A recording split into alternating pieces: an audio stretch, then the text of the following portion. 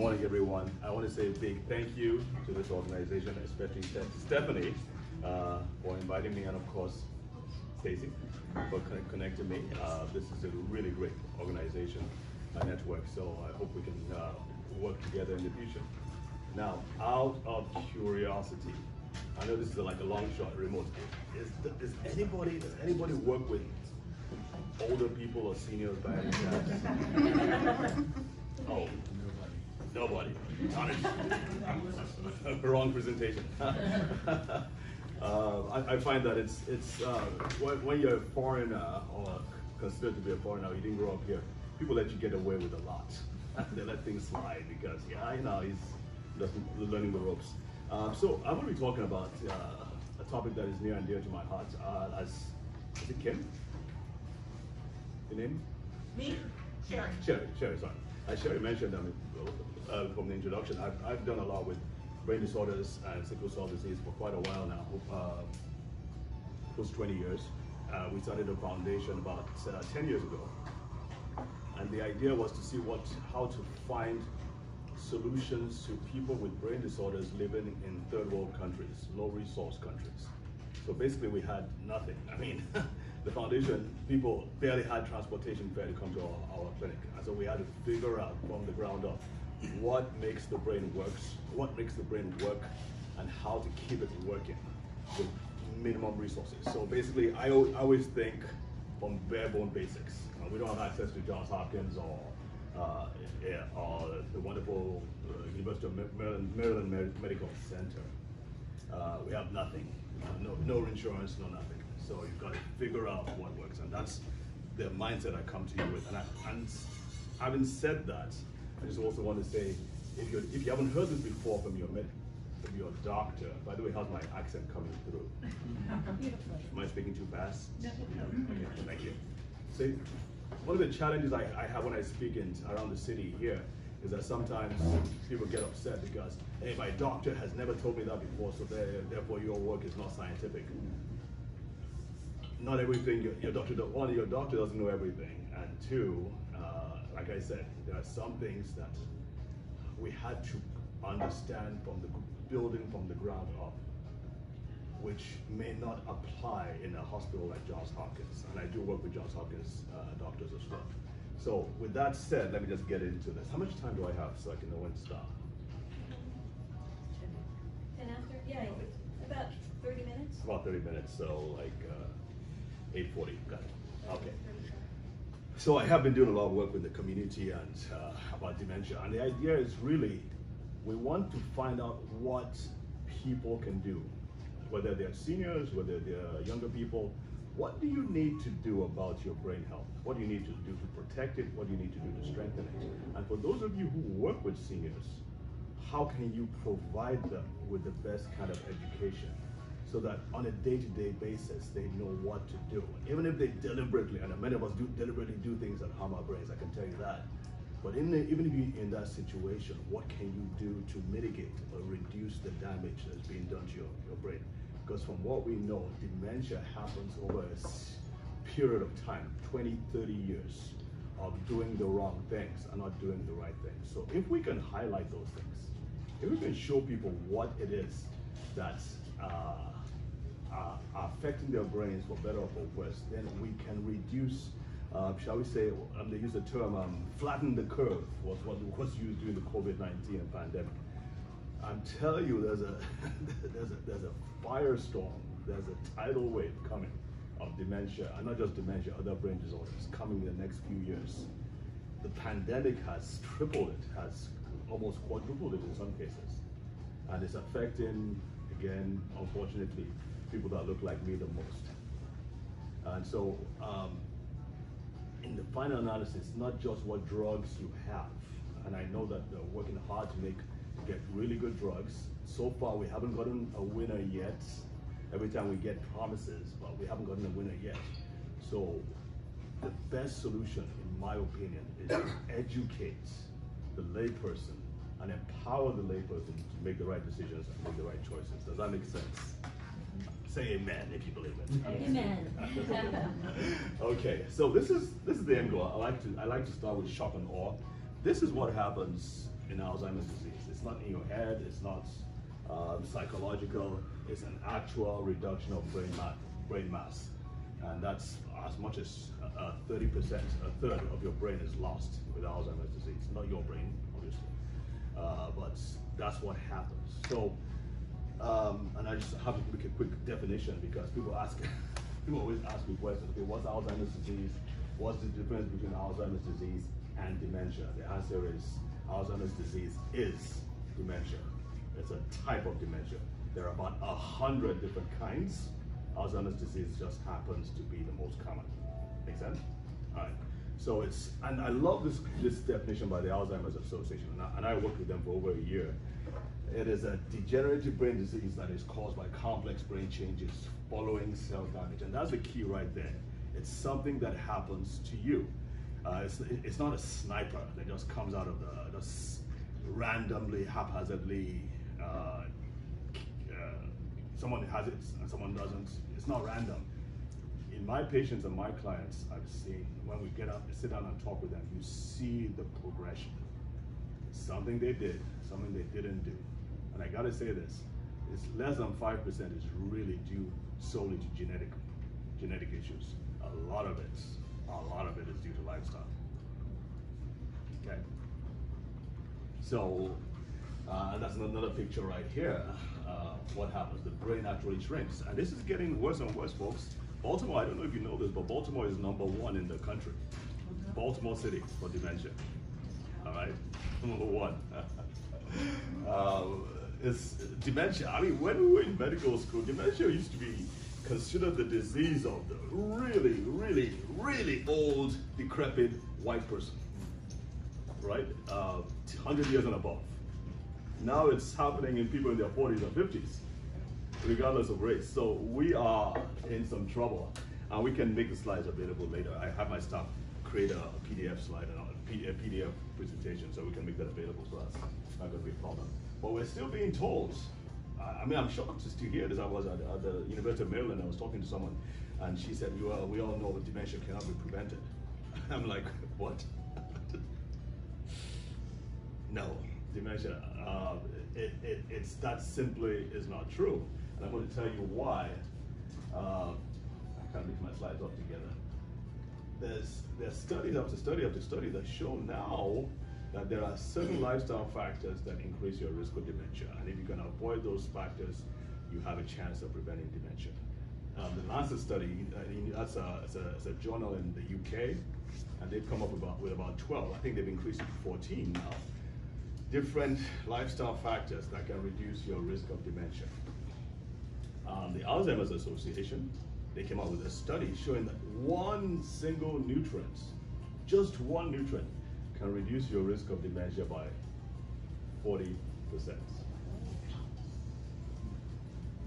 Are you messy? What is it? No, I'm going to keep you in suspense. Did you say one nutrient? Yes, one single nutrient. Is it salt? Omega? No. Vitamin D3. Omega-3? Omega-3. Omega-3. Vitamin D3. Yep. Vitamin D3. And guess who's most deficient in vitamin D3? Huh? Somebody said white Liberians. White ladies. Close. But no. Try again.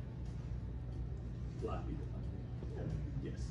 Because our skin acts as a sunscreen. You have to make vitamin D from exposure to the sun. You don't get much of it in your diet. So exposure to the sun is what you use to make vitamin D. You don't get, even though the sun is shining brightly outside, you're not really getting much, even if you are outside. Hey, Jack, am I still in the picture? I'm still in the, okay. Even if you're outside. So a lot to be said about that, but bottom line is that blacks are, that's one of the reasons why blacks have such high risk of vitamin D. I always leave this out because I think this organization is doing such great work, and everybody has their contact information, right? Okay, good. So based on what I've just said, if it can be prevented, then it shouldn't be that big of a stretch to say it can be slowed down. People can improve from it and probably treat it. But I think we're focused on one thing. So like I said before, please bear with me. If you haven't heard it before, it's not because it's not because it's wrong. It's just because people look at it from different perspectives. All right, so like I said, my goal is to help people understand really what it comes down to when it comes to health. And this is a picture of the brain. The basic unit for your brain to function, the basic unit is that you have to have two brain cells come together in what is known as a synapse. So you transfer, and that's it on the right-hand side over there. Okay, so that's what it is here. Can everybody see this? So this is one brain cell, this is another brain cell. And there's the transmission of signals from one brain cell to the next. Then one brain cell can be connected to about 10,000 to 100,000, 40,000 different other brain cells, okay? No matter what happens, it's whether you're thinking, whether you're trying to remember something, whether you're trying to flex, whether you're sitting down listening to me, nothing, and absolutely nothing happens without this. So I kind of think about it like a family unit. It's like the parents and then the child, right? It's a family unit that makes a community, a nation, a country, a world, whatever it is. That's the basic function there. This has to happen. And I really want to emphasize it. I know I'm saying the same thing over and over again. I need some water. Yeah, I do. Thank you. You guys are scaring me, so I'm getting Okay, thank you. Appreciate it. All right, so this has to happen. Whether you're trying to recall something, I remember I was at the gas station, at the pump, they asked me to put in my zip code. I know this has never happened to anybody before, right? But I just went blank. I couldn't remember, I was like, what the heck? I couldn't remember what my zip code was. And I was like, okay, I know there's a 2 there somewhere. Eventually I got it. But sometimes you get that glitch. Everybody say glitch. Glitch. Jack, Paul, you guys, you probably don't understand what that means right now, but stick around a little bit more, you'll probably understand that. But that happens to a lot of people over time, and that's because it has something to do, something somewhere didn't work like it should, right? So our goal really is to ensure that this works. And I'm going to show you how, okay? Yes, ma'am. What? Your water. Oh, thank you. Thank you so much, Patty. So, I want to go back a little bit. Why is Baltimore City why is Baltimore City the Grand one? Central. Yeah, and then what has changed over the years that you're saying now people are getting this a whole lot earlier? So why is that? Asbestos. Toxins, yeah. There's a whole bunch of things. It's what we're exposed to, folks. I mean, the food isn't what it used to be. The air isn't what it used to be. Our cell phones certainly are not what they used to be. We are being assailed, assaulted, besieged by everything and anything, and we have no clue. So that's one thing. Number two is Baltimore is 65% black. It's one of the biggest black cities in the country, and blacks have twice the rate of dementia as whites do. Did you say 5% or 65? 65. I was going to say. 65. Okay. I thought you said you could understand my accent. I can. I think you're doing very well, but you were looking the other way. I'm getting. Are you sure you're just not being nice? I will tell you. Okay, good. You sound like you'll tell someone. Yeah. Yes, sir. Okay, so yeah, so that's, I mean, and then the other thing is that you've got some of the top medical centers in the world here. So maybe there's more detection simply for that reason. They also say, David, cerebrovascular disease and the risk for African Americans. Yeah. Because PG County also drives that number for Maryland, and part of the reason there is there's a high concentration of Latino Americans in PG County, and they have about 1.5 times the risk of cerebrovascular disease. Yeah. So those are the 2 big drivers.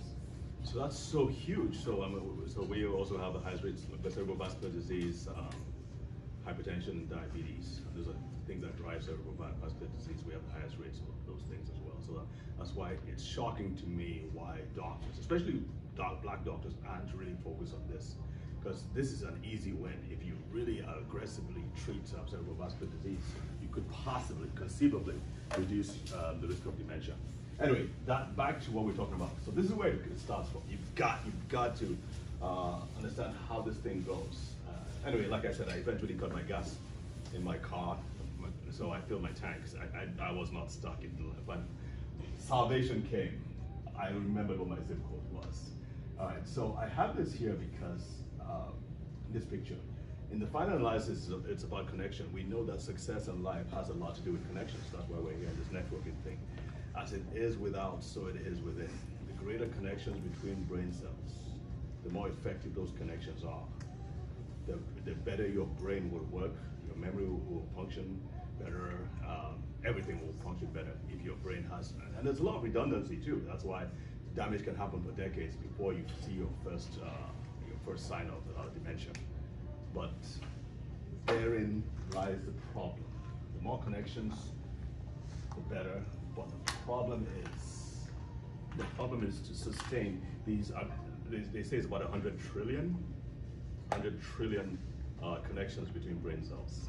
I don't know who has the time to count all that, but that's what they say. So I'm not going to count it, confirm. 100 trillion. The problem is that your brain, those connections require a lot of energy to maintain. And that's the problem. As time goes on, as we grow older, that energy becomes less and less. It becomes more pronounced in women at a certain period of time. You know what time that is? Menopause. Brain energy drops. She said, yay. Brain energy drops significantly in some cases. And bottom line is that you've got to maintain these synapses. If your energy is not sufficient, those synapses will not be maintained. Now, everybody take a look at these dates. This is not when the world is going to end. I promise you. It's simply this. Your brain is 2% of your entire body's mass. So it's about 2 to 3 pounds. 2%, is that 2%? Anyway, and yet it requires over 20%, sometimes up to 25% when you're actively working, of the entire energy production in your body. So can you think about that? 2%, 20%. It is an energy hog. It requires a lot of energy. And that's where things begin to falter. Because if you think about it, let me think about it again from the nation's analogy. The nations who are, and I don't want to be political, but the nations who do the best, who have the biggest armies and the strongest forces, tend to be the ones with the greatest energy or oil supply. Okay, Nigeria is #1 in Africa. We have the largest oil reserves, and therefore we are, by default, we're called the Lion of Africa. The U.S. has a lot of oil reserves. Other countries do have a lot of oil reserves. If your energy, it's energy that keeps a nation strong. Same thing is energy that keeps a brain strong. And so what we have to understand is what it takes to maintain your brain's energy supply. Again, as you grow older, your energy levels drop. Okay, so that's the question here. And so what I did, and since I started studying this and seeing how to translate or relate this information to lay people. Again, my focus is on lay people because our only salvation, folks, our only salvation, in my opinion, is if people begin to know what to do and do it. And what to stop doing. That is it. We cannot wait for a drug. Yes, they're working on drugs. We cannot wait for a drug. At least the rest of the world cannot wait for a drug. Even in the US, it seems to me like the drugs are pretty expensive. There was one that came out that was $56,000. That's just to give the drug. That doesn't include the medical stay, the test, and all that. So it's not going to be a very practical solution, in my opinion. The solution has to be people understanding what they're doing. So I came up with what I call the Dementia's Dirty Dozen, like a checklist. Basically, look at all the different things that can reduce your brain's energy supply and make you more vulnerable to dementia. So, I try to make them all start with the letter I. So they all start with the letter I. Try to make it easy to remember, and I divided them into 3 groups. But we're not going to go into that right now. But I'm just going to put this up for a few minutes, seconds. Does anything stand out to any of you here? Just shout it out. What's insult mean? Insults. Yeah, but it should be S. So that has to do with the whole gamut of things, from toxins, environmental toxins, to body care products, to food toxins, whatever. Inactivity. Inactivity, yes ma'am. That has to do with a lot. The brain requires motion. So it's not just physical motion, but also mental activity as well. Education still counts for something. Ability to read and remember and task your brain still counts for something. So studies show that people who have gone through K to 12 and then also university tend to have a lower risk. But as you know, that's not entirely protective, as you know. Okay, anything else? Isolation. I mean, it seems obvious, but I guess that's because you're not having conversations and interacting.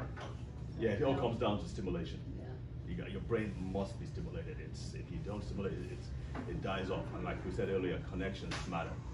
Connections matter a great deal. So, and they've shown studies of people who are lonely and isolated. They've actually shown brain shrinkage in those people. Okay. Is that because of what you were saying before about COVID? You know, because people were isolated. Yeah. So after, you just said that it increased, you know, dementia increased after that. Correct, yes. And thank you for pointing that out. Not just that, but also there was increase in anxiety, depression, the virus itself increased the risk of dementia. People who lost their smell, they are now showing that people who lost their smell have higher risk of dementia as a result of the COVID virus. Yes, ma'am. So what do you recommend to people that don't like to read, but they want to keep their mind stimulated? Like my mom is 82. She does not like to read, but I want to, what would I recommend? Does she play bingo? Huh? Does she play bingo? No. No? So that's what I was wondering. Would Audible work as far as stimulating the mind? That helps, yes. Okay. That really helps too. But the act of reading stuff and having your brain work through converting it into something that's meaningful it gives you a significant advantage. But yeah, anything to stimulate our brain would be helpful. Okay. TV not so much. Okay. So these I have this picture here because the three categories of people that have twice the risk of dementia as the rest of the population: military veterans, women, blacks, and women. And I feel that we have to do a lot. We have to do a lot to, in my opinion, the priority has to be women, because you all are you have twice the risk, but also the vast majority of caregivers are women. Yes, whether professional or relationship, whether you're a spouse or anything, vast majority. And so we really have to educate women. There's a few things about age and how that's related to dementia. I have a few stats there. Again, it says more women are living to their, that's one big factor why women have twice the risk. But there are more women living after a certain age than others. I have a little graph here. I'm not going to spend much time on it, but just basically showing, so from birth or conception, more likely, to adulthood, we see certain, shall we say, landmarks in the life of the brain. At 25, that's the best your brain will ever get. I mean, of course you can improve it, but naturally, natural. Next you'll say no wine. I'll stay away from that, I promise. So by 80, 1 in 2 have dementia. So since we're talking about the elderly or the older people, there's some areas I really want to focus on because I think they need to be highlighted more than others. And there are lots of them, but the three main ones that I really would like to focus on are the loss of special senses. I'll get to that in a minute. Over-the-counter medications. There are some medications that are we're just beginning to find out now, really damaging to the brain. And so we have to, and doctors, unfortunately, they don't know this. Many don't. And so they just prescribe these things, and they don't have any idea of how it can cause damage to the brain. So one of the things I always try to do is find alternatives that don't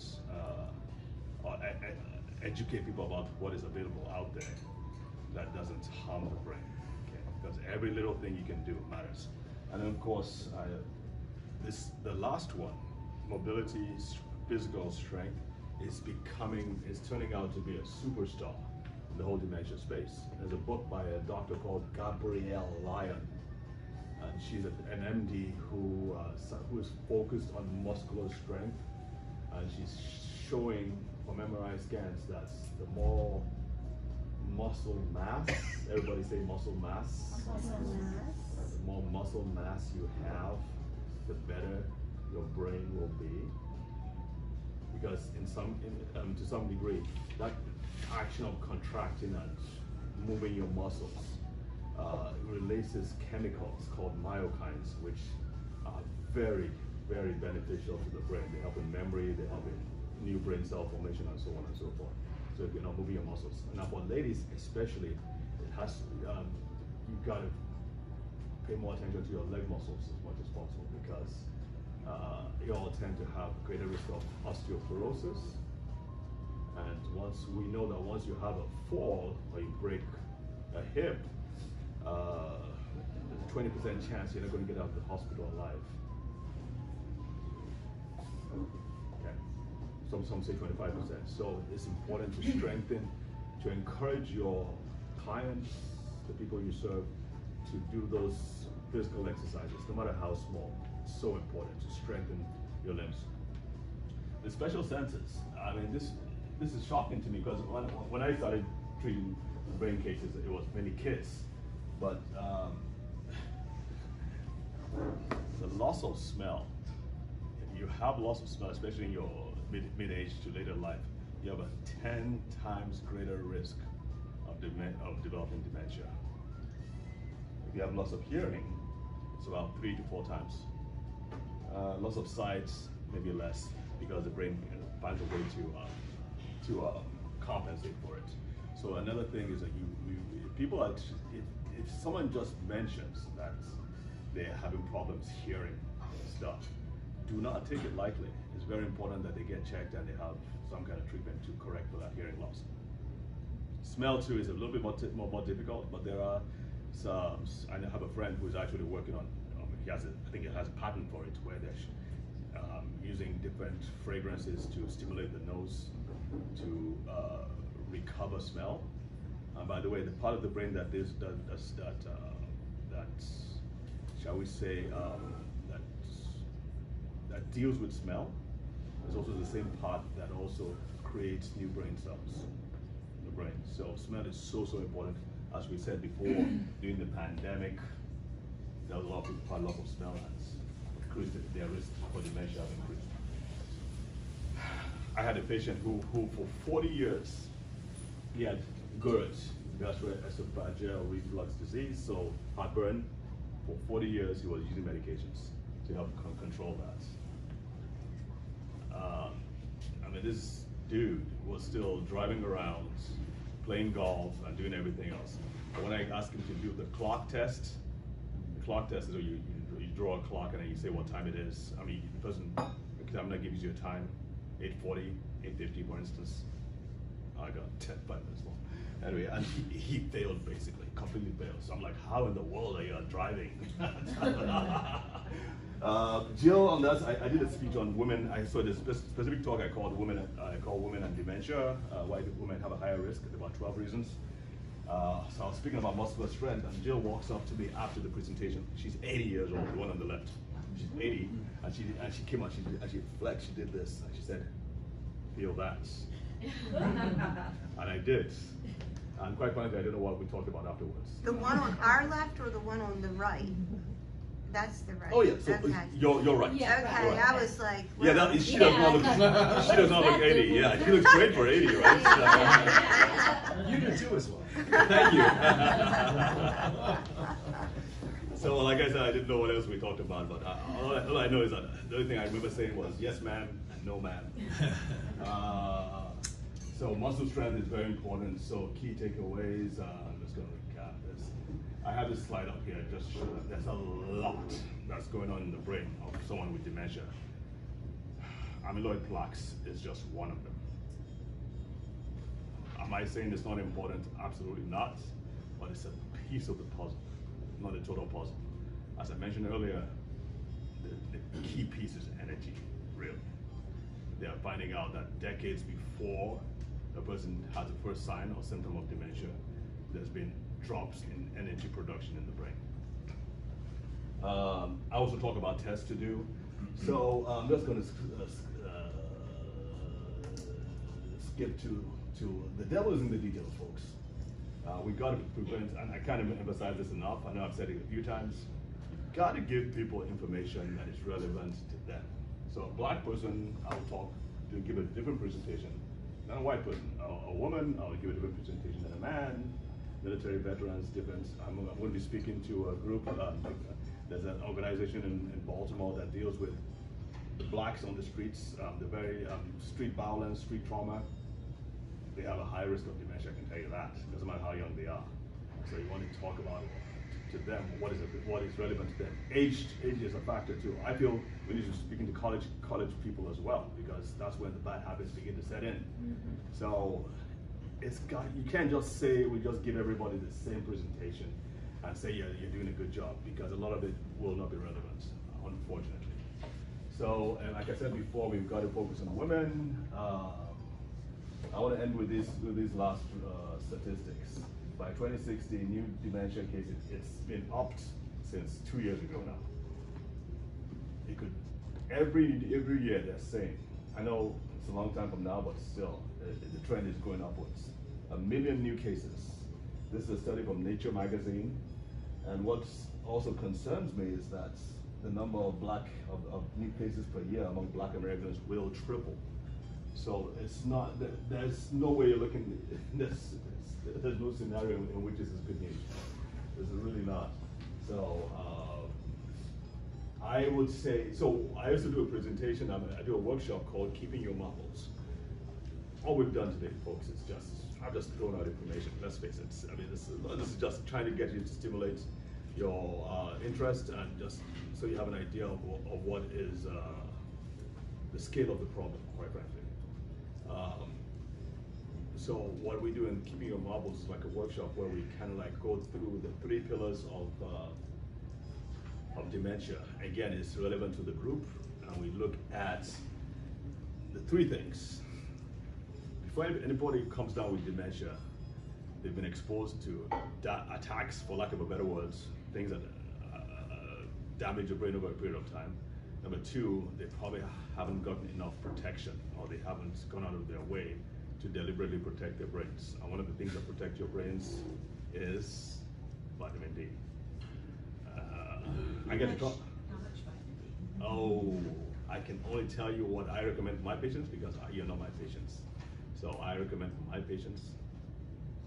I don't know whether I should say this, because I've gotten in trouble just for this. I take like 2,000. 3,000. And sometimes 3,000. Yeah. I have hypothyroidism, Okay. so that makes me hydroxy.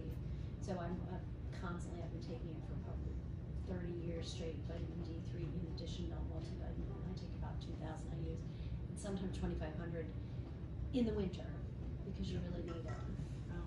And my, that's the thing about the sunscreen versus the, Right. you're talking about having, higher melanin, in your body. Is my doctor would always say, yes, you need to wear the sunscreen, but don't put it on until you've been outside for 20 minutes. Like, get the vitamin D in, and then Smart go ahead and doctor. put it on, because you have to have some vitamin D, into your skin. I had a nurse recommend 10,000 IUs daily. But she said that's how much we should. That's a lot. I was taking 6,000 during COVID, because my sister is a nurse practitioner. To take 6,000. So I think it's more than you think. Yeah. I don't recommend, for my patients, I don't recommend anything less than 10,000. Yeah. Per day? During the Yeah. winter. Yeah. Yeah. 10,000. Per day? So Yes. so this is where the problem lies. The recommended dietary allowance that is recommended is 800 international units. So doctors get really, really uncomfortable when you go above that. But think about it this way: if you go out in the sun as a white person, well, you can make as much as 15 to 20,000 in 30 minutes to an hour of just being out in the sun. If you expose a significant amount of your body to it. Okay. So the question is, if your body is going to make that much, why would they cap it at 800? Yeah. It makes no sense. Do you recommend it with K? I do. So like I said, I work in both worlds. So in Nigeria, it's much harder to get K. In fact, nobody can find K, so I have to ship it to Nigeria. I'm like, it's more important for you to get vitamin D. K. So the reason why she's asking about K, you gotta stop.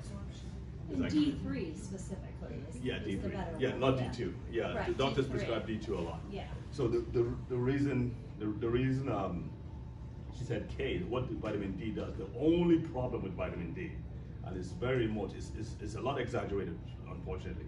The only problem is that vitamin D tends to increase calcium levels because it helps you absorb calcium from the gut. So in some cases, and that's really when you use a lot of vitamin D, it raises calcium levels, and as you know, too much calcium can cause problems. So vitamin K, what vitamin K does, it takes out calcium and drives it back into the bones and the teeth. As a matter of fact, they use vitamin K2. It's called vitamin K2. K1 is for coagulation. K2 is used in Japan to treat osteoporosis. They use large doses of K2 to treat osteoporosis. So it's very important that we understand that vitamin D is very important, especially for black people. I mean, during the summer, we're not even out there in the sun much, and we're all covered up.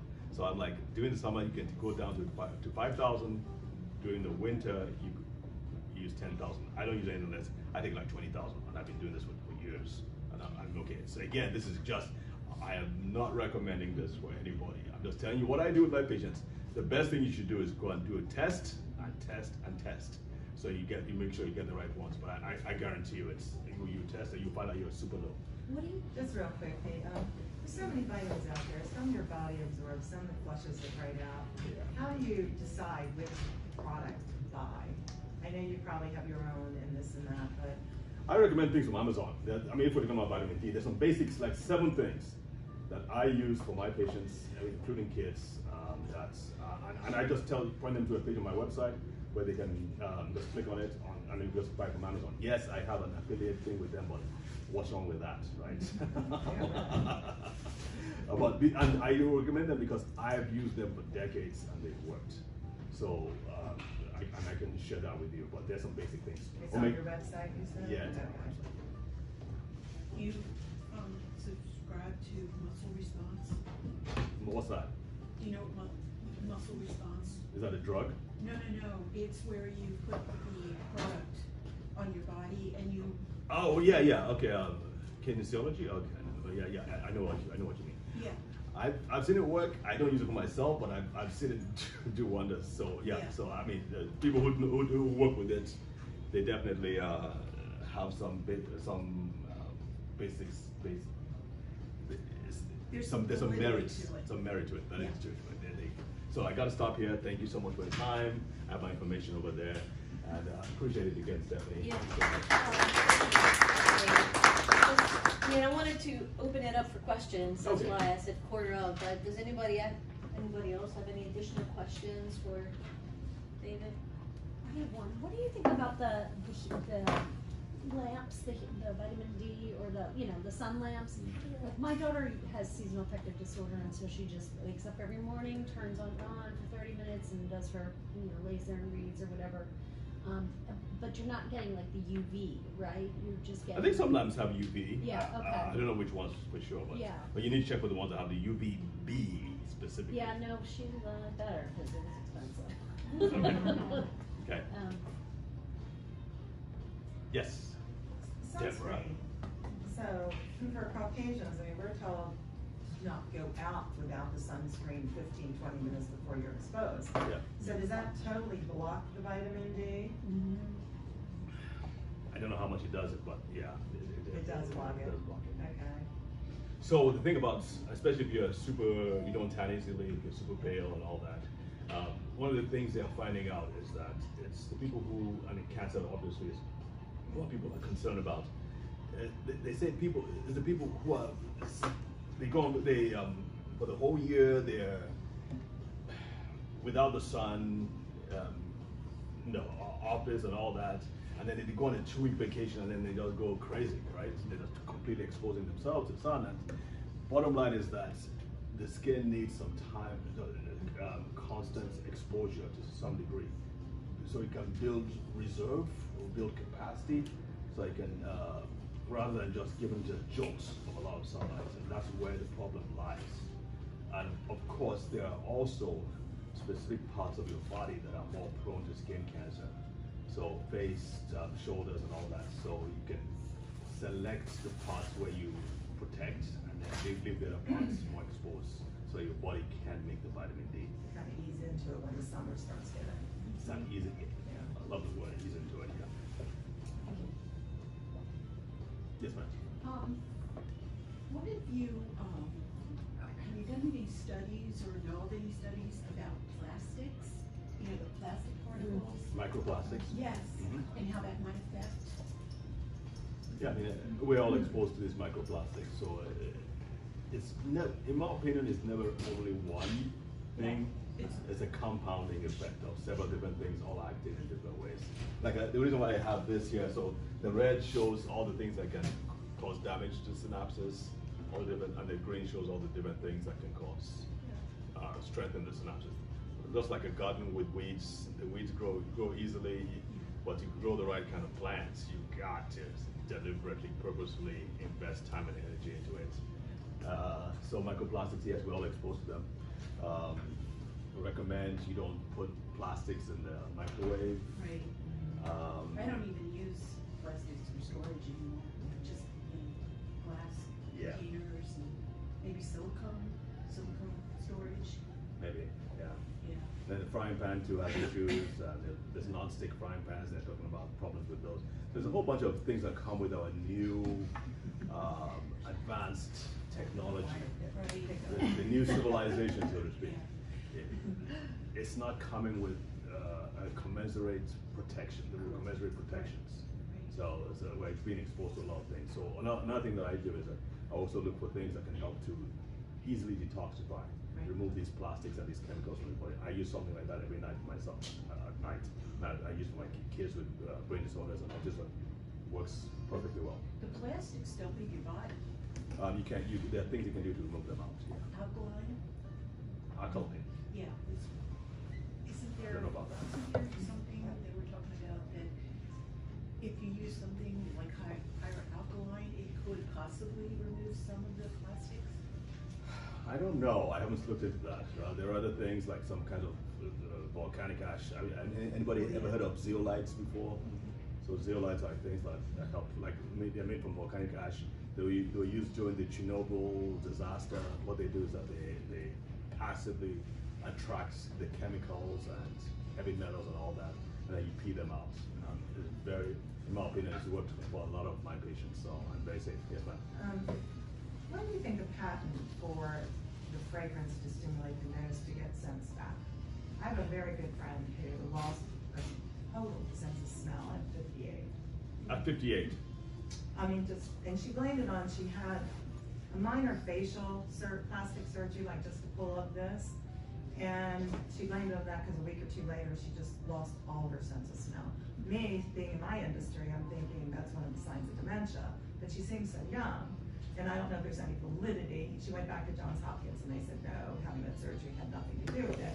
But I'd like to tell her about this if it's something that's gonna be coming out. Yeah. Oh yeah, I can connect you with he's a professor at Howard University, and I think he used to be at Johns Hopkins too. Yeah, I can connect you with that. And like I said, it's using the fragrance to retrain the nose. The fact that you've lost your smell does not mean that you're going to get dementia. Obviously, it just increases your risk. Mm-hmm. It's usually a canary in the coal mine kind of thing. Okay. But if there's direct damage from whatever it is, that doesn't mean that it's going to happen. Usually it's a sign that has already been damage to your brain, that loss of smell happens. Because people don't realize this, that the dementia usually starts in that smell center of the brain, not in the hippocampus, which is what most doctors say. They say it starts in the memory center. No, it does not. It starts more like it's called the entorhinal cortex. Entorhinal, rhino means nose, and it's right there next to the hippocampus, which is the memory center. So that's really where it starts, and it spreads to the memory center. Thank you. Yeah. So how does this affect FTD. I mean, so that's a totally specific type, but do all these things apply to that as well? I mean, Apply to what? Well, like, you know, vitamin D, you know, acid reflux medication, your diet and all that. But I mean, it's such an advanced form.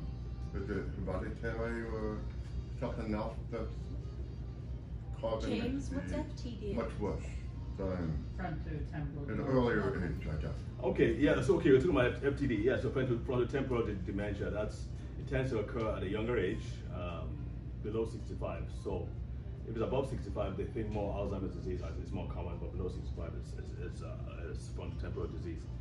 You know, the things that cause frontotemporal disease, and basically it all comes down to damage to the synapses, or whatever the disease is, whether it's Parkinson's disease or frontotemporal dementia.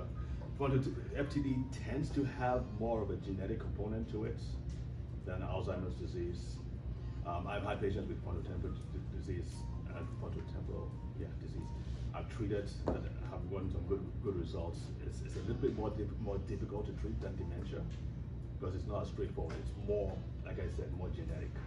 But yes, all these factors still come into play. So if someone is dealing with a brain disorder of any kind, it makes sense to kind of look at these factors and see where you can make the necessary changes and look for a doctor or someone who can work with you to make the necessary improvements to help to improve brain function. I don't know if that answers your question. Yeah, well, I mean, we have a friend that's 55, diagnosed, she fell in the bathroom in her head, and it took a while to figure out what happened. And it took, I mean, she's 57, 58 now. Yeah. And her life expectancy is a couple more years, I would say. Really? Yeah, I mean, they say 5 to 7 years, you know, for FTD. She's hardly speaking now, doesn't remember me. I mean, we were very close. Yeah, so, I was just, I mean, I have dementia, Alzheimer's clients that are still functioning over that same period of time. Yeah. But this is just a much more rapid advancement. Yeah. Yeah, you know, just curious to see if there's some other things that might be different about FTD. There are. Yeah. There are. I haven't studied it and worked with it as much because dementia Alzheimer's disease is so much more common. But there are. Folks, But if it's trauma, right, it's probably, which is, you were saying it was trauma? Well, she just fell in the bathroom. That's what kind of started the whole process. It could have started Figuring before. out what happened. Yeah. You know, yeah. I mean, the reason for her falling could have been part of an imbalance problem or a brain problem that made her fall in the first place. That just basically brought that problem that she had to light. Who knows? But in my opinion, like I said, going back to basics, it's every problem, in my opinion, can be addressed. Maybe not full recovery, but you can push the needle forward 25%, 30%. I mean, even that would be great for a case like that. If you give the brain what it needs. The brain is like a wall or a building. If you break this wall, you got to use the right raw materials to put in place. You also need the right craftsmen to know where to put what, especially if it's in a very sensitive part of the building that deals with the electronics. You need the right expertise to put it back together, right? But the brain, like your body, knows what to do. It's kind of like Winston Churchill, like saying, is everybody okay with Winston Churchill? Be careful where I talk about what. I can't do this in an Indian group because they hate him. Winston Churchill kept on saying, give us the tools, and we will win the war. This was before the U.S. was drawn into the war because of Pearl Harbor. I feel the same way. Your brain is saying, I know what needs to be done. Give me the tools, and I'll help you do it. So, thank you very much again, sir. Thank you.